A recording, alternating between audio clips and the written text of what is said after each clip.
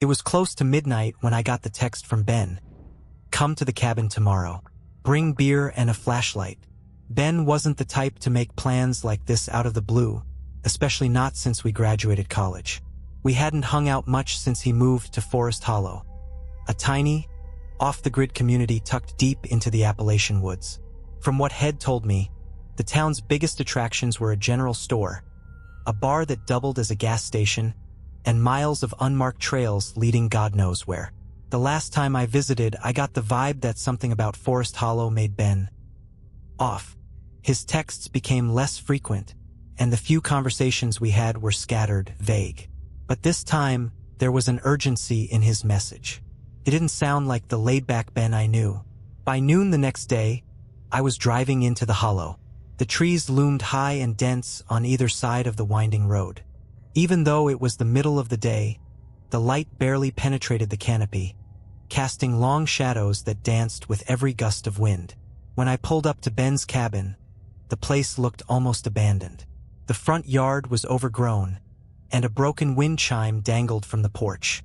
His beat-up truck was parked at an odd angle, as though Head skidded into the driveway in a hurry. The cabin door creaked open before I could knock. Ben stood there, his face pale and his eyes hollow. "You're late," he muttered, stepping aside to let me in. The air inside the cabin was suffocating, thick with the smell of burnt coffee and damp wood. Every surface was cluttered with papers, maps, and a dozen empty mugs. On the dining table sat an ancient, battery-powered radio crackling faintly with static. "What's all this?" I asked, gesturing to the mess. Ben didn't answer immediately. Instead, he locked the door behind me and flipped the deadbolt. "I need your help," he finally said, his voice barely above a whisper. "There's something in the woods." I stared at Ben, waiting for him to laugh, to say he was messing with me. But his face stayed grim, his fingers twitching as he motioned for me to sit. "Something in the woods? Like what? A bear?" I asked, half joking. Ben shook his head violently. "Not a bear. Not an animal. Something else. I don't know what to call it, but I've seen it. Twice now." He sat across from me, grabbing a notebook from the cluttered table. The pages were filled with frantic sketches and notes. One drawing stood out, a shadowy figure with elongated limbs, surrounded by trees. "You've been out here too long," I said. "You're probably just seeing shadows or some weird wildlife." "No," Ben snapped, slamming his hand on the table. "I know what I saw." His voice echoed in the small cabin, and I couldn't help but glance at the locked door. "All right," I said, trying to calm him down. "Start from the beginning." Ben took a deep breath and rubbed his temples before speaking. "About a month ago, I started hearing noises at night. Strange ones. Whispers, like someone talking, but I could never make out the words. At first, I thought it was the wind or some local kids messing around. Then I saw it. Saw what? Out in the woods near the old well. It was tall, too tall to be a person. Its arms were long, almost dragging on the ground, and its head was wrong, like it was tilted or broken. The first time, it just stood there, watching me. But the second time, Ben's voice trailed off, and he looked down at the notebook, his hands trembling. The second time, it followed me back here. I felt a chill run down my spine. "Followed you?" "Did it try to? It didn't have to." I locked the door, but I could hear it outside, scraping against the walls, whispering. It left claw marks on the porch the next morning. He shoved another piece of paper toward me. It was a photograph of deep gouges carved into the wooden boards of the cabin's porch. "Ben, this is insane. Did you call the cops? Report this to anyone?" "They wouldn't believe me," he said flatly. "And if you saw it, you wouldn't blame them." Before I could argue, the radio crackled to life, the static shifting into something that sounded almost like a voice. "You hear that?" Ben asked, his eyes wide. I listened closely. The crackling grew louder, and for a split second, I swore I heard my own name whispered through the static. "Okay, what the hell is that?" I asked, my voice shaking. "Is it?" Ben said. "It knows you're here now." The cabin suddenly felt smaller, like the walls were closing in. My pulse raced as Ben grabbed a flashlight and shoved it into my hand. "We have to go," he said urgently, throwing on his jacket. "Go where?" To the well. We need to see if it's still there. The flashlight's cold. Plastic handle felt heavy in my hand as Ben threw open the back door. A rush of frigid air swept into the cabin, carrying the earthy scent of the forest and something else. Something metallic, like blood. You want to go out there? At night? I asked, my voice shaking. Ben didn't answer. He was already outside, his own flashlight beam slicing through the oppressive darkness. Reluctantly, I followed, the beam from my light wobbling as my hands trembled. The woods were deathly silent, save for the crunch of leaves beneath our boots. The farther we went, the more the trees seemed to close in, their skeletal branches reaching out like claws. I stayed close to Ben, trying to ignore the uneasy feeling growing in my gut. What exactly are we looking for? I asked, my voice barely above a whisper. You'll know when you see it, Ben said grimly. We walked for what felt like hours, the flashlight beams barely penetrating the thick canopy above. Every so often, I thought I saw movement at the edges of the light, a flicker of something tall and thin. But when I turned to look, there was nothing there. Ben suddenly stopped, holding up a hand to silence me. Do you hear that? He whispered. First, I didn't hear anything. Then, faintly, I caught it. A low, rhythmic whisper, like a dozen voices speaking in unison. The sound was coming from ahead, growing louder with each step. Ben pointed to a clearing up ahead. In the center stood an old stone well, its edges crumbling with age. The whispers seemed to be emanating from it, swirling around us like an unseen presence. That's it, Ben said, his voice trembling. That's where it comes from. We approached the well cautiously, the hair on the back of my neck standing on end. The closer we got, the louder the whispers became, until they were almost deafening. I peered over the edge of the well, shining my flashlight down into the abyss. The light barely penetrated the darkness, but I could see something, movement, far below. Ben, I said, my voice shaking. There's something down there. I told you, he said. It's real. Before I could respond, the whispers abruptly stopped. The sudden silence was deafening, and the air around us felt heavy, suffocating. Then came the sound. A low, guttural growl echoed from the well, followed by the scrape of something climbing. Run, Ben whispered, his face pale. We bolted, sprinting back through the forest as the sound of something large and fast gave chase. The trees blurred past me, branches clawing at my arms and face. I could hear Ben ahead of me, shouting directions I could barely process. Left, keep left, he yelled. I turned sharply, nearly losing my footing on the uneven ground. The growling grew louder, closer, and I risked a glance over my shoulder. A tall, shadowy figure moved between the trees, its limbs impossibly long, its glowing eyes fixed on me. Don't stop, Ben screamed. The cabin came into view, its porch light a faint beacon in the darkness. Ben reached the door first, throwing it open and holding it for me. I dove inside, collapsing onto the floor as he slammed the door shut and bolted it. For a moment we just sat there, panting, our hearts racing. Then the whispers started again. They were right outside the cabin. The whispers swirled around the cabin, faint at first but quickly rising to a crescendo. It was like 1,000 voices murmuring at once, each speaking a language I couldn't understand. My ears buzzed with the noise, my pulse hammering in my temples. Ben grabbed a shotgun from beneath the couch and shoved a box of shells into my hands.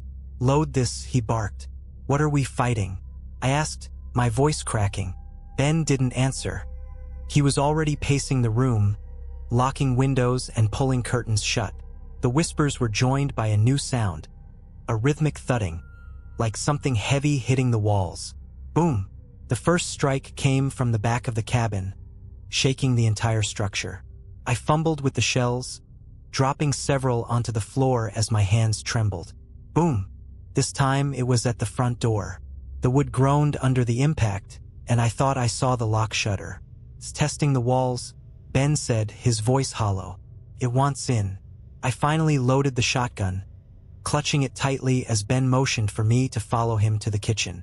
He opened a trapdoor in the floor, revealing a narrow set of stairs leading to the cellar. "Get down there," he said. "What about you?"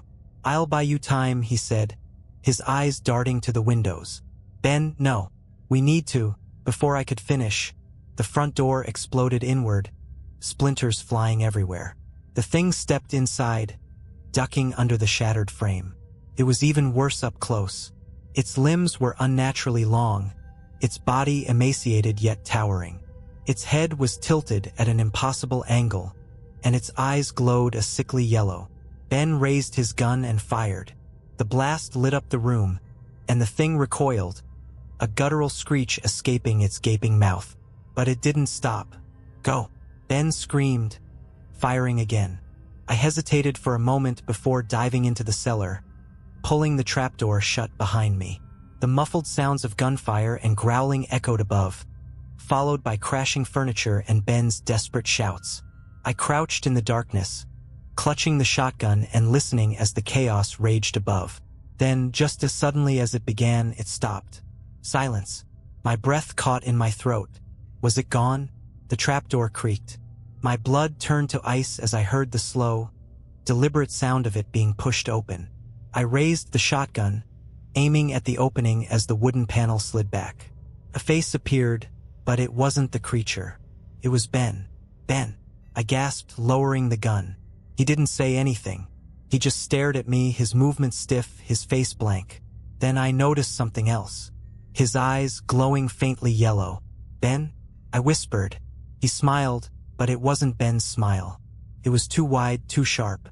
"You shouldn't have come here," he said, his voice a distorted echo.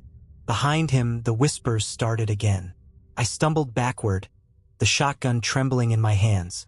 "Ben," I whispered, though I already knew it wasn't really him. The glow in his eyes, the unnatural way his head tilted as he stepped closer. It was all wrong. He, or the thing wearing his skin, took another step down the stairs. The air grew heavier, pressing against my chest like an invisible weight. "You should have stayed in the city," it said. Ben's voice layered with something deeper, guttural. "This place isn't for you." "Where's the real Ben?" I demanded, forcing my voice to stay steady. The creature laughed, a hollow, rattling sound that echoed off the cellar walls. "Ben's here," it said, tapping its chest with a long, clawed finger. "He's a part of us now." My stomach churned. The whispers upstairs grew louder, and I realized with dawning horror that there were more of them. Whatever had taken Ben wasn't alone. I raised the shotgun, pointing it at the creature's chest. "Stay back," I shouted. Its smile widened, splitting its face unnaturally. "You think that'll help?" it asked, tilting its head. "Go ahead. Shoot. Let's see what happens." My finger hovered over the trigger, but I hesitated. What if it was still Ben, buried deep inside? Could he be saved? As if sensing my hesitation, the creature lunged. Its movement was a blur, faster than anything human. I fired instinctively, the shotgun blast deafening in the small space. The creature staggered, black ichor oozing from a gaping hole in its chest. It let out a shriek that made my ears ring, the sound inhuman and filled with rage. But it didn't fall. Instead, it straightened, its body twitching as the wound began to close. "You can't kill us," it hissed, its glowing eyes narrowing. Panic surged through me. I turned and ran deeper into the cellar, weaving between shelves stacked with jars and tools. Behind me, the creature's footsteps were slow and deliberate, as though it knew I had nowhere to go. Then I saw it. A heavy metal door set into the far wall, slightly ajar. Without thinking, I slipped through and slammed it shut behind me, throwing the bolt into place. The whispers outside grew louder, and the creature banged on the door, each strike rattling the metal. I turned to face the room I'd entered. It was small and windowless, lit by a single flickering bulb. On a workbench in the corner sat a notebook, its pages filled with handwritten notes and crude drawings. Curiosity outweighed my terror, and I flipped through the notebook. The entries were frantic, written in Ben's handwriting. "The whispers are getting louder. Comes from the well. The hollow wasn't always this way. They're not spirits, not demons. They're parasites. They hollow you out. My hands trembled as I read the final entry. If you're reading this, I didn't make it. Burn it. Burn the cabin. Burn the well. The banging on the door stopped, replaced by an eerie silence. I froze, my heart pounding, as the whispers seeped through the cracks, swirling around me. You can't escape, the voices said, overlapping into a chilling chorus. My flashlight flickered, the bulb sputtering before plunging me into darkness. Then, from behind me came a single whisper, "Run." That whisper, so close, it felt like it was inside my head, shattered any thought of staying still. I grabbed the notebook and bolted for the metal door, sliding the bolt free and bursting back into the cellar. The whispers outside had grown deafening, echoing like a chant, a cacophony of voices speaking in unison. I skidded to a stop. The thing that wore Ben's face was gone, but the air was suffused with a chilling presence. I climbed the stairs 2 at a time, shotgun clutched tight in one hand and the notebook in the other. The cabin above was dark, the faint glow of moonlight filtering through broken windows. A shadow moved in my peripheral vision, quick and spindly. "You can't stop us," the voices taunted, overlapping as if coming from every direction. Ignoring them, I ran to the fireplace, ripping open the notebook and flipping to the last page. Scrawled at the bottom was a crude diagram of the cabin, with the word kerosene circled in bold letters. I scanned the room. There, next to the kitchen counter, a half-full canister of kerosene sat beneath a pile of rags. The whispers grew closer, the air rippling like heat waves. My hands shook as I grabbed the canister, sloshing its contents across the floor and furniture. "Burn it," Ben's final words in the notebook echoed in my mind. "Burn everything." The shadows in the room began to coalesce, taking form. Dozens of elongated figures emerged, their glowing eyes piercing through the darkness. They moved in unison, their limbs twitching unnaturally as they advanced. "You are ours," they whispered. I pulled a lighter from my pocket, an old habit from quitting smoking, and flicked it open. "No," I said, my voice trembling but firm. "I'm not." I dropped the flame onto the kerosene-soaked floor. The cabin erupted in a blaze, flames licking up the walls and engulfing the furniture. The shadows shrieked, their forms twisting and contorting as the fire consumed them. I stumbled back, coughing as thick smoke filled the air. The heat was unbearable, but I forced myself to stay long enough to ensure the fire spread to the entire cabin. Through the flames, I saw the shadows writhing, their forms disintegrating into ash. I stumbled out the front door, collapsing onto the ground as the fire roared behind me. The cool night air hit my lungs like a bomb, and for a moment, I thought it was over. But then I heard it. The whispers, faint but still there, carried on the wind from the direction of the well. "No," I muttered, forcing myself to my feet. Ben's words in the notebook rang clear in my mind. "Burn the well." Grabbing the shotgun and the remaining kerosene, I ran back into the forest, the fire from the cabin casting long, flickering shadows through the trees. The path back to the well felt longer this time, the forest darker, the trees closing in like they were alive. The whispers followed me, weaving through the air, growing louder with each step. They weren't just voices anymore, they were thoughts, invasive and suffocating. "Turn back. You don't belong here. You can't stop us." I gritted my teeth, clutching the shotgun and kerosene like lifelines. The trees parted, revealing the clearing where the ancient well stood, its crumbling stones bathed in flickering orange light from the burning cabin. The whispers quieted, replaced by a low, guttural hum that seemed to come from the well itself. The air vibrated with it, heavy and oppressive. I approached cautiously, my flashlight illuminating the jagged opening. The hum grew louder, and I could feel it deep in my chest, resonating like the toll of a distant bell. Peering over the edge, I saw movement again, shifting shadows, swirling deep within the darkness. This time, they weren't trying to hide. A face emerged from the void, pale and featureless, its hollow eyes glowing faintly. Then another, and another. Soon, dozens of them appeared, all staring up at me from the depths. "We are forever," they said in unison, their voices blending into a single, bone-chilling note. My hands trembled as I unscrewed the cap on the kerosene canister, the acrid scent stinging my nose. "This ends now," I said, more to myself than to them. The faces moved closer, rising from the well like smoke given form. Tendrils of darkness reached out, curling over the edge, stretching toward me. I emptied the kerosene into the well, the liquid splashing against the stone and disappearing into the blackness below.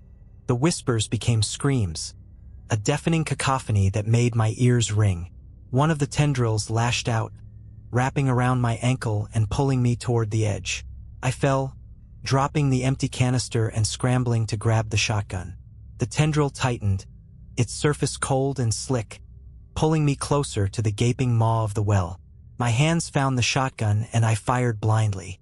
The recoil sent me sprawling backward, and the tendril loosened just enough for me to crawl free. I grabbed the lighter from my pocket, flicking it open with shaking hands. The faces stared at me, their mouths open in silent screams as I held the flame over the well. "Goodbye," I said, and dropped it in. The explosion was immediate. Flames shot up from the well, a column of fire that roared into the night sky. The tendrils writhed and recoiled, disintegrating in the intense heat. The faces twisted in agony before dissolving into smoke, their screams fading into silence. The ground beneath me shook, and I stumbled back as the stones of the well began to collapse inward. The hum grew louder, a final, resonant note that vibrated through my bones before cutting off abruptly. And then it was quiet. I stood there, the flames casting eerie shadows across the clearing. The whispers were gone. The presence that had stalked us, haunted Ben, and consumed the hollow was finally silenced. I sat on that log for what felt like hours, watching the sun rise higher over the trees. The soft light felt alien after the night I just survived, almost like the forest had been waiting to breathe again. The whispers were gone, the oppressive hum silenced, but the scars of the night remained, etched into my memory. Every snap of a twig, every flicker of movement in the corner of my eye, sent a jolt of fear through me. Eventually, I forced myself to move. I couldn't stay here, not with the weight of what had happened pressing down on me. I needed to leave, to put as much distance as I could between myself and Forest Hollow. As I walked back to my car, the forest seemed different, lighter somehow. Birds were chirping, their songs clear and bright, and the oppressive shadows were gone. But the well still haunted me. The faces, the voices, the way the fire had seemed to consume something far older and darker than I could comprehend. I knew it wasn't just a dream, it was real. I reached my car, its hood covered in dew, and climbed inside. The engine roared to life, and I gripped the steering wheel tightly as I pulled onto the narrow dirt road leading out of the hollow. I didn't look back. 3 months later, I never went to the police. What would I say? That my best friend had been consumed by a creature from the depths of a cursed well? That the whispers in the woods had driven him, and so many others, to madness? They'd lock me up, and rightly so. Instead, I quit my job, moved to a new city, and started over. But Forest Hollow never left me. Some nights, I wake up drenched in sweat, the whispers from that night still echoing in my ears. I dream of Ben, standing at the edge of the well, his face twisted into that inhuman grin. I did what I could to destroy it, but part of me wonders if it was enough. The flames consumed the cabin and the well, but fire doesn't destroy everything. Sometimes it just pushes things deeper underground. Last week, a package arrived at my new apartment. No return address, just my name scrawled in shaky handwriting. Inside was a single object, Ben's notebook, the one I'd left behind in the chaos of that night. I flipped through the pages, my hands trembling. There was a new entry. You can't burn the hollow. It's not in the wood or stone. It's in the blood, and it's spreading. The notebook slipped from my hands, landing open on the floor. There, scrawled on the last page, was a drawing, a familiar shape. A well. I don't know who sent the package. I don't know if I'll ever be free of this. But as I write this, I'm hearing something outside my window. A faint whisper, carried on the wind. We are forever. Did you like these stories? Write in the comments. And please write what you didn't like. It will be useful for me to know your opinion. And I will improve my work. Thank you. Subscribe to my channel and click the bell so as not to miss new stories. I try for you.